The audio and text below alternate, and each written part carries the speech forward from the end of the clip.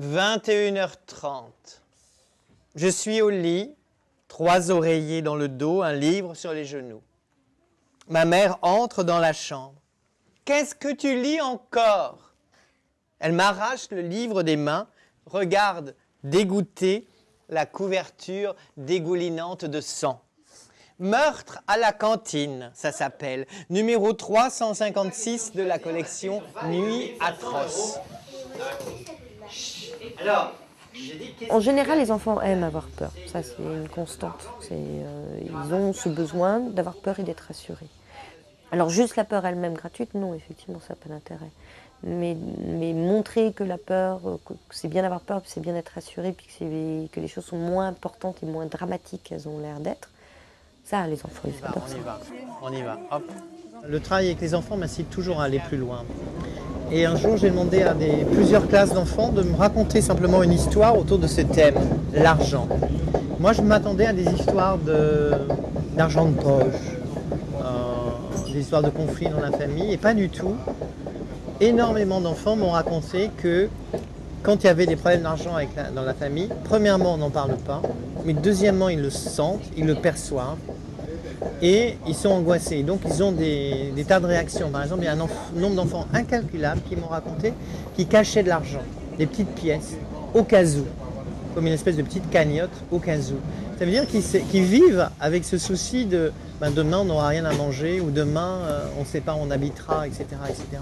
Et que le fait qu'on ne leur en parle pas ne fait que renforcer l'angoisse. Ça fait 10 ans que je fais de la philo avec les enfants et les enfants arrivent toujours à me surprendre.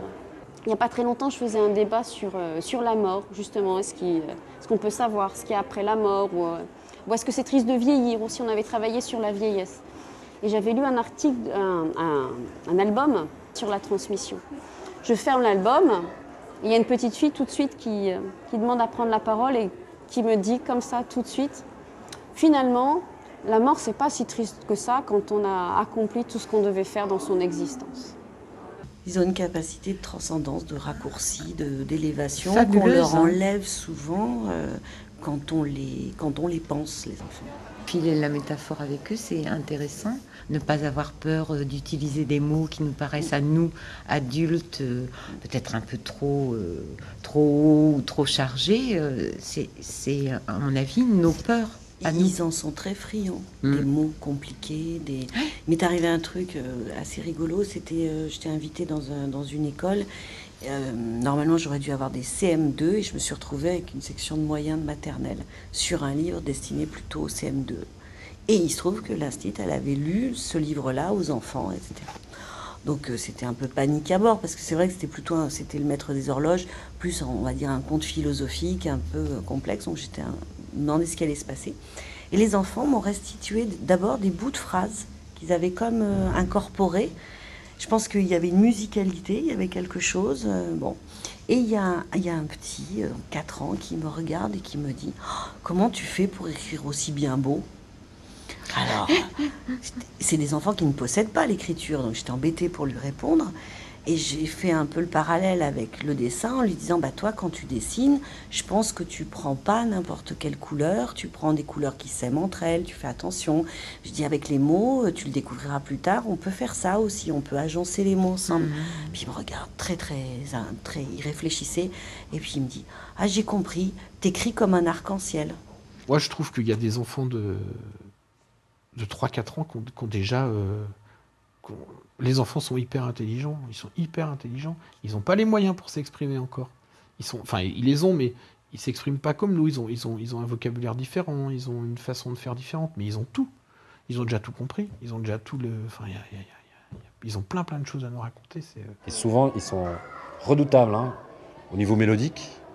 Souvent, on me disait, mais non, mais attends, c'est un peu compliqué. Tu verras la vitesse à laquelle ils sont beaucoup moins formatés que nous. Beaucoup moins.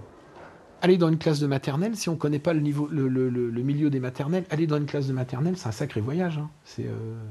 Tous les repères sont bouleversés, c'est génial. Les enfants, ils sont grands comme ça, ils ne voient pas le monde comme nous. Ils n'ont pas les mêmes idées, ils n'ont pas le même regard sur le monde. Ils ont un regard beaucoup plus pétillant, beaucoup plus drôle, plein de tendresse, plein d'humour, plein de cruauté aussi, parce qu'il n'y a rien de plus cruel qu'une cour d'école de maternelle. Ils se foutent des baffes en veux-tu, en voilà. C'est l'espèce de concentré de vie comme ça, d'urgence de vivre, Là, entre 3 et 5 ans, c'est là où on apprend le plus de vocabulaire. Tous les jours, ils apprennent des mots. Tous les jours, c'est des éponges, quoi. Ils sont en demande de... Et ils accumulent, et ils ressortent tout ça. Et nous, on est là et on capte ça. Et moi, je trouve ça indispensable, quoi. C'est indispensable. Ça fait un bien fou. Les enfants, ça nous fait un bien fou.